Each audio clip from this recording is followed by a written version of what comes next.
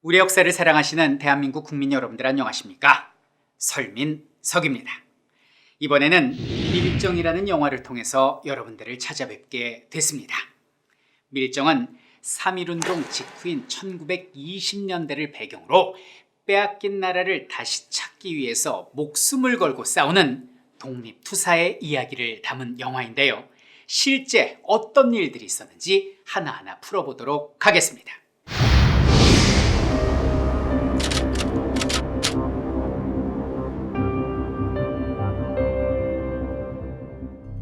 우리는 1910년에 일본 제국주의에게 나라를 빼앗기게 됩니다. 그리고 10년이 흐른 어느 날 기득권 세력이 팔아버린 나라를 되찾겠다고 우리 국민들이 한 목소리로 외치게 되는데요.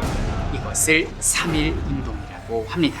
3.1운동에 자신감을 가진 우리 민족은 여러 가지 방략의 독립운동을 구상하게 되는데요.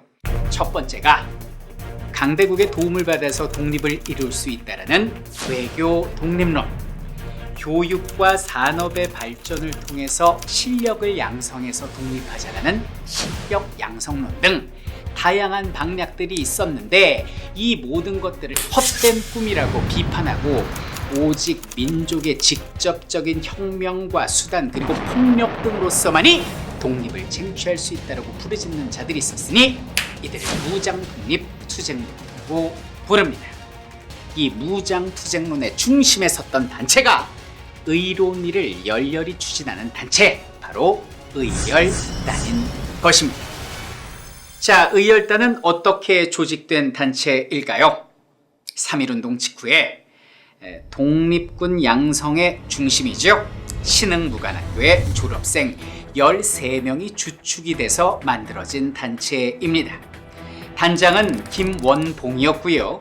그리고 훗날 신채호 선생께서 활동 지침을, 그리고 김구 선생께서 고문을 맡아줄 정도로 민족주의계, 무정부주의계, 사회주의계, 심지어는 여자 단원의 남녀노소를 넘어서 외국인들까지 함께 활동할 정도로 사상과 이념을 초월한, 그리고 국적을 초월한 의거단체라고 말씀드릴 수 있겠습니다. 자, 이쯤에서 우리 의열단의 특징을 살펴보면은요, 이들은 스파이 중에 스파이였기 때문에 다양한 가명을 사용했습니다.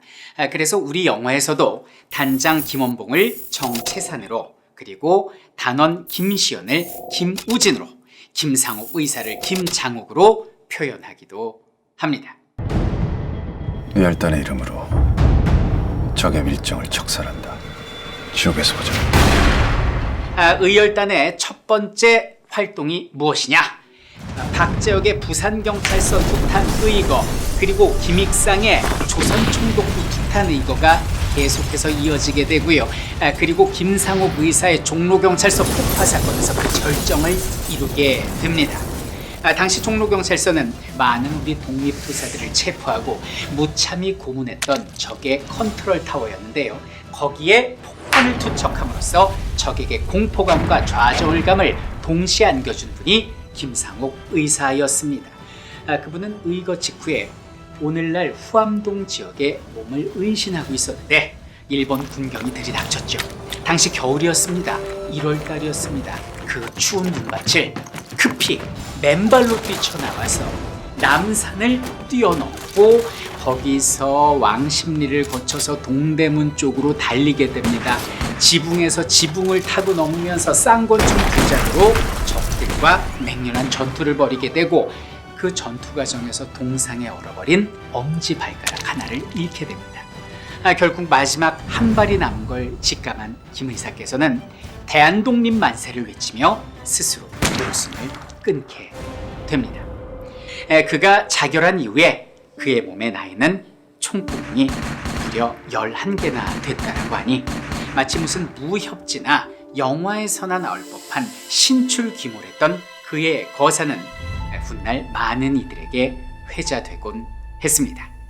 당시 의열단은요, 국내에서 폭탄을 제조할 수 없어서 당시 국제도시였던 상하이에서 폭탄을 제조하고 있었습니다. 거기에는 우리의 임시정부도 있었죠. 그리고 여러 나라 사람들의 조계지가 있었기 때문에 상대적으로 일본의 감시망을 피하기 좋은 곳이었습니다. 그래서 일본은 김상욱 의사의 배후인 의열단의 정보를 캐고 그리고 폭탄을 제조하는 시설의 정보까지 알아내기 위해서 조선인 출신 경찰을 중국에 잠입시키게 되는데 이것이 그 유명한 황옥 폭탄 사건이 됩니다. 자, 황옥이란 사람은 누구일까요? 평범한 조선인으로 태어나서 일본의 경찰이 됩니다. 독립군들을 많이 체포하게 되고요. 그 공을 인정받아서 오늘날로 따지면 5급 공무원에 해당하는 경부자리까지 오르게 됩니다. 자, 그런데 이 황옥이라는 사람은 이해할 수 없는 행동을 하게 됩니다.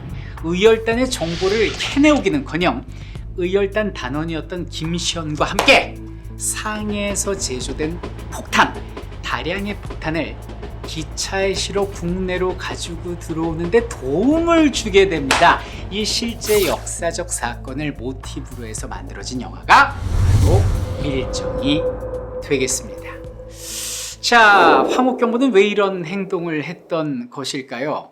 이 사람은 일본이 보낸 밀정이 아니라 우리 조선 독립을 도와준 독립운동가였을까요? 자, 이런 예는 또 하나가 있습니다.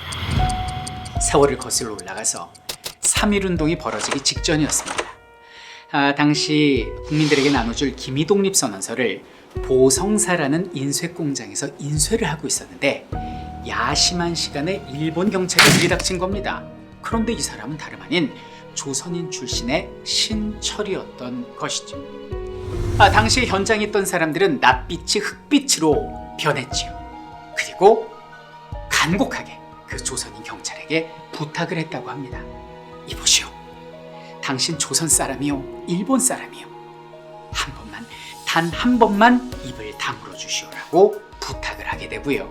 그리고 당시 5,000원, 지금으로 따지면 1억 5천만 원 상당의 거금을 그에게 건네게 되는데 신철은 그 돈을 받지 않고 훌쩍 만주로 떠나게 됩니다. 자, 3.1운동은 성공적으로 치러지게 되고 훗날 신철의 배신을 알게 된 일본 경찰은 그를 체포하게 되고 신철은 스스로 목숨을 끊게 됩니다.